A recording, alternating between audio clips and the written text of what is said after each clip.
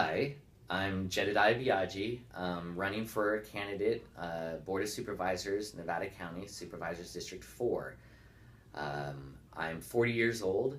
I was born and raised in Sacramento, lived all my life there until I met my wife, at which point, when we got married, we had to make a decision of where we wanted to, start our lives and our families.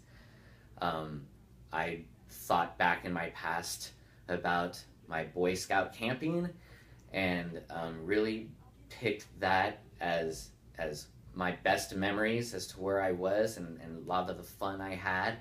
And we did all of that camping up here. So from Sac, we came up here and did all of that camping. And so that's really a main reason why I came and moved up here. I felt this would be the best environment for me and my wife to attempt this raising a family thing. So that's basically, that was in 2001. So I've been here, math-wise, that's 13 years now. I have now, since then, I have 5 kids. So that is the time warp that I was just in for a second. My oldest kid is 9 years old, and it's been a flash, a crazy, fun flash. What town do you live in? Right now I live in Lake Wildwood, so down in Penn Valley. When I first moved up here, that's been a wonderful thing about when we first moved up here, being renters and being young and starting. I've lived in lots of places in Nevada County, every district, in fact, except District 5. But my favorite is where I'm at right now. I really like the area I'm at, so, and the neighbors are great. When we first moved up here, we started a small shop. So we ran a small retail store for a few years, and then when we started our family, my wife stopped doing that, and I had to go find a better, more consistent job. Worked for Planet Solar for about 5 years, and loved that job. And then, of course, in 2008, huge recession happened, and our company had a lot of issues trying to maintain through that period, and we all got narrowed down. Basically, I'm trying to think of a nice, polite to say that there's no one there working there except for a few people anymore. I love the job, would still love to be doing that. What were you doing here? Sales. Uh-huh. So sales, selling solar. Uh-huh. I loved the interaction with the people in our community. It was a great job. Since then, I have been making odds and end jobs, making it meet here and there. I'm currently trying to get my own personal business off the ground. It'll be an online-based business, but so me and my wife and our family are hooked into this community, and we plan to make it go for it, and that's how it's going to be. So that's what we're doing. So you're an online entrepreneur as your current. Well, I have a lot of computer technical background. I went to which reminds me, I went to school, got an associate's degree for chemistry, and then one for general education, and then I went to a technical school and got a degree for Microsoft networking. So where was your degree from? All down in Sac, MTI, that was down in Sacramento also. It's a technical school. Yeah. Uh-huh. And then coincidentally, .com bubble happened with that one, and I didn't really use my computer skills, and so they've sort of all been on hiatus, and I've just been dabbling with that stuff now. So this is primarily database management and stuff like that that'll be incorporated into a website. Okay. So what would be a computer specialist then, or computer technician? It's just a side part of what the business is. Yeah, so what the business is going to be is we're going to be focusing and modeling off of a wine club, but we're going to be focusing on a craft beer industry. So direct from brewery to consumer model is, so no inventory, it's a wonderful, great model that we're trying to. So you're developing a craft beer. Basically a club. Club online. Correct. Okay. Let's see, I think I covered everything that we wanted in that. Okay, good. Can you think of anything that you want to ask me? No, I think we're up to speed. Great.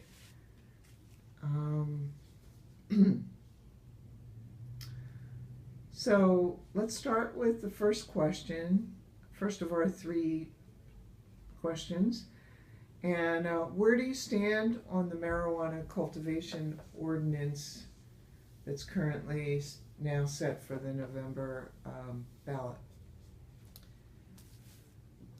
Well, where I support it, and actually have worked a lot with the organization in crafting this ordinance so that it is what should have happened in the first time, in essence. That's and based upon that, I am simply saying yes, I support it. It will come to a vote in November. Unfortunately, there was an opportunity to save a bunch of money by just accepting it. In reality, this is an issue that it's a minority, and a minority slice of our county are really being significantly impacted by this.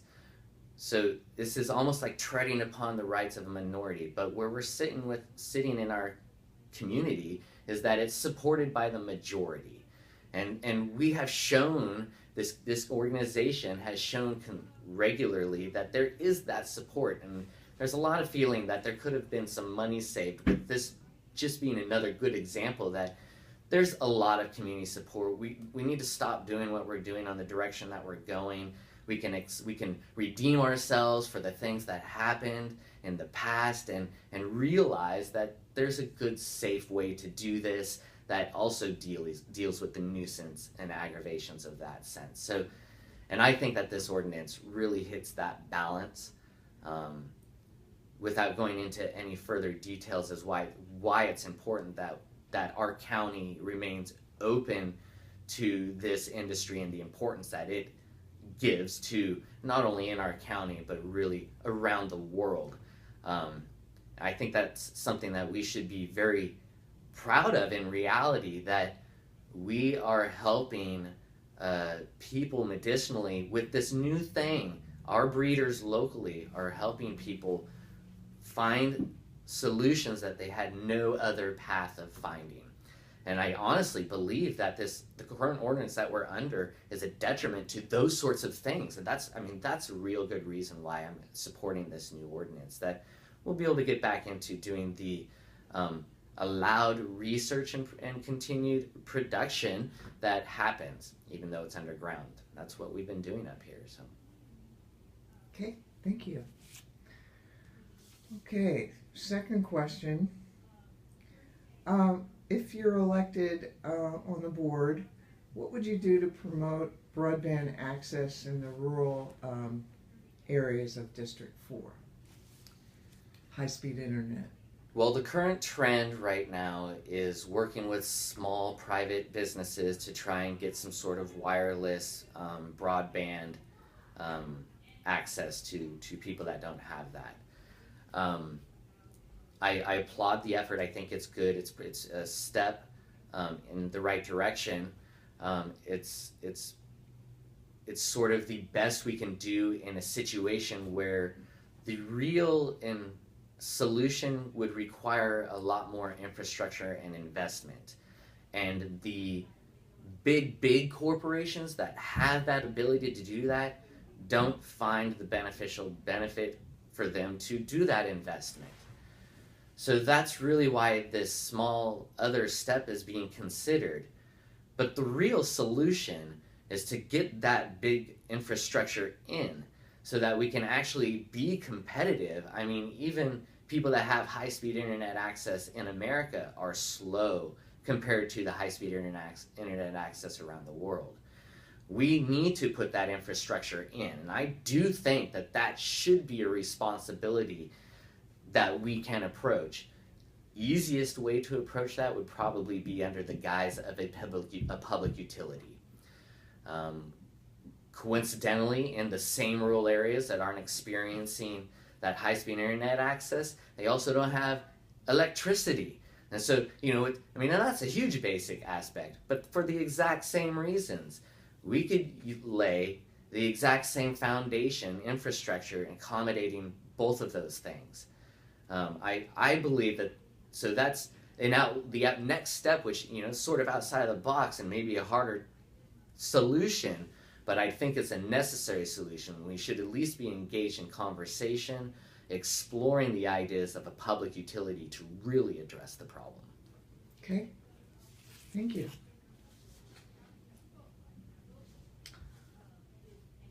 And the third question, what do you think is the most crucial issue in District 4 and in Nevada County, and what would you do to address it?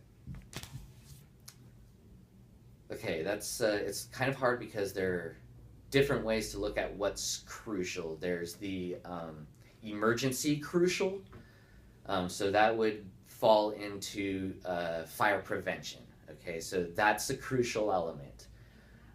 There's also the economic crucial, and then I think lastly there's probably our right to local governance crucial. I think that those are probably the three crucial areas, and it's between all three of those. Obviously some are more important when they're happening to you right in that instance. So those are the three most crucial, I think, also for District 4 and for the whole county. If you had to pick one that I'll try and touch on all three really quickly. Okay. I'll start with the self-governance aspect, our ability to govern ourselves locally.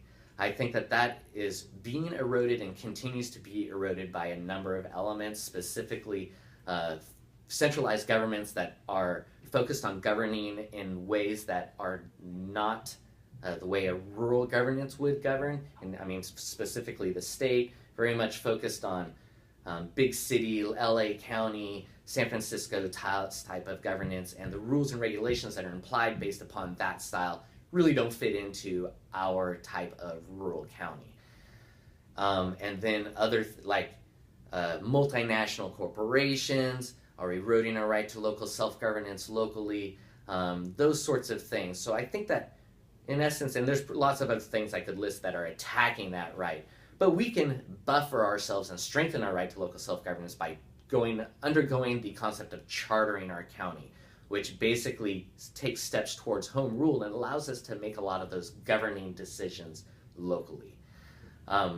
So that would help with the local self-governance. The next aspect, the economy aspect, is I would hope to start after chartering a concept called a public bank, in which is a county-owned bank, not a private bank. It would be a bank that the county would take some of its assets and use to start a bank that a local public bank that would put all of our assets in and use as our checking, saving the fees that commercial banks typically charge us to do that for us, and keeping those fees locally.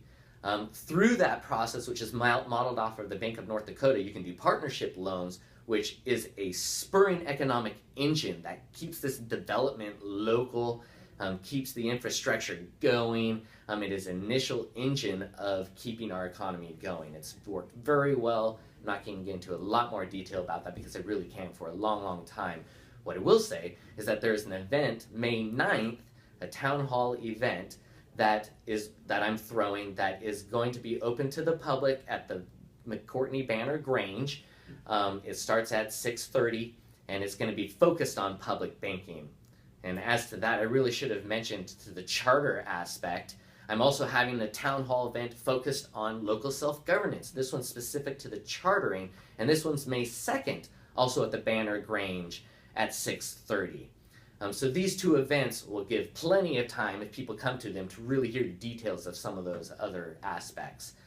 And then lastly, the last thing that would be the important thing would be fire prevention. And I believe that that's something that we should be looking at. And I think that in conjunction with our right to local self-governance and a public bank, we can encourage local private owners to engage in what self-clearing of their lands. There's lots of ways that we can do that with infrastructures of, say, like small gasification plants. I know this is getting into something that more Terry Lamphere area, and really this is something he's been working on, and that's why this would be a really good thing. Plans we've been working on already, dovetailing with a good cheap way to put it out there and save ourselves some money, and correspondingly give us some good fire prevention also. Another good thing with the public bank is if a catastrophic emergency happens, this bank is known and proven, especially in North Dakota, to actually address those issues quickly and responsively so that we can recover and be the resilient community that we are and come back from any potential hazard that should happen. Okay, So, thanks. long, sorry. Yeah, that's good. Okay, so then I would just, maybe you could talk a little bit about your motivation for running and what you feel you would contribute that is beyond what is currently the incumbent is offering, or however you want to put forth what your greatest contribution as you see it and what your motivation for running for this office. Okay, I'm gonna wing this. Because there's a lot of motivating factors besides just the want to give back, the need to give back to a community, pay back for things that have helped me throughout my life. And there's those sorts of things. But I think I want to focus on that we need to build a community. We have enough fracturing going on that I think that people and our community are done with that. This really comes to the basic reason as to why I'm running for this level, which is a nonpartisan level. Mm-hmm. Are you registered with any political party? I'm registered with a political party, but like I said, this is a nonpartisan position. What party are you registered with? I'm registered libertarian. Okay. But this is, and also that can be implied that I really have a hard time with the divide that is perpetuated with our partisan politics. Okay, so that really is a major reason as to why I'm sitting at this level of Board of Supervisors. It's supposed to provide a true nonpartisan platform. And that is stepping back from what is dividing our community right now. Our partisan politics is giving us the illusion that there's this great division between us and our neighbors, that we don't agree upon a lot of things. And I really would like to focus on building our community and focusing on the things that are nonpartisan, on the things that we really do agree upon. I was spurred into this after, I'll go back in time just a little bit as to what really I've tried to be politically active in lots of community things. When the bank crash happened in '08 and the initial reaction was the Tea Party upset with the bailouts of the big banks, I was out there and was upset with them. Things happened and the focus wasn't where I wanted to be focused anymore, but then the next thing happened was Occupy, which was very similar. A lot of the same angst, a lot of the same problems. And I was out there with those people. Now that would be considered a left-right sort of. In reality was that there was that sort of group of division. But working with both of these groups, I realized that there was 12 to 20 specific platform topics that were shared in commonality, especially between Tea Party and Occupy. And the problem was the language that we were talking in. And it was divisive language. And I really felt that we could build a strong community based upon the concepts that united us as a country initially. The concept not of freedom, not of liberty, not of those fuzzy things that are really defined individually, but of the concept of the right to local self-governance. And that's really the reason why I'm running. I believe that through that idea, and not only is it great, it'll strengthen our ability to govern ourselves, but I think it'll build that community that we really, really need for any of those future problems that are going to happen. When we're going to need help from each other, it's going to be from each other. We're not going to get help from anybody else from our neighbors. And that's been proven over and over again from any calamity far in the past or to the most recent future. Just look at, very quickly, floods somewhere in, let's say, New Orleans. The people that were helped helped by their neighbors. That's where the help came from. If you sat and you waited around for government help or anything else that you hoped would happen, there was a severe consequence. So I think we really need to build that community. That's going to be also a big solution to the fire prevention, to those sorts of problems. So that's why I'm running. Very good. Thank you. Okay. I think that's all the questions. And was there anything you wanted to add? Why are you the best person to help in that regard, to build these networks and build community? What is Well, okay, so besides the bridge building that I've already experienced and really worked hard doing, I keep being told that we need some young, fresh blood out there. This is in no way an attack of the old guard or anything like that, but that's the position I'm in right now. I have the energy and I have the will and want to do this, to make these changes. And I think that the political willpower is an essential part. I don't plan on stopping doing these concepts and pushing them. I really believe in them. But at some point, I'm going to be one of those old guys again, just like that's out there. And if we really want to make these changes happen, we can do it right now. We can. We have the power and the ability to do it. So I just think that my energy and the excitement I bring hopefully is something that is unique. Great. Okay. Okay. Okay, you mentioned that you had some upcoming town hall events. Can you talk a little bit more about what's going on with those? Sure. So I'll just give the details of those events and then perhaps some contact information. So first of all, my website is jedidiahbiagi.com. So all my platform verbiage and stuff like that is on there, list of where you can see me. The two events specifically, I have two town hall events coming up. They're both at the Banner Grange, which is on McCourtney Road. They're going to be held, the first one will be May 2nd, and it's going to be at 6:30. It's going to be focused on the quality of life and who gets to decide our quality of life. So focusing on chartering, our right to local self-governance.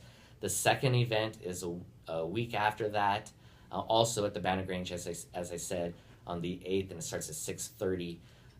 That one is going to be focused primarily on public banking and all of the benefits that are included in that. That topic in itself almost needs its own 2 hours. So.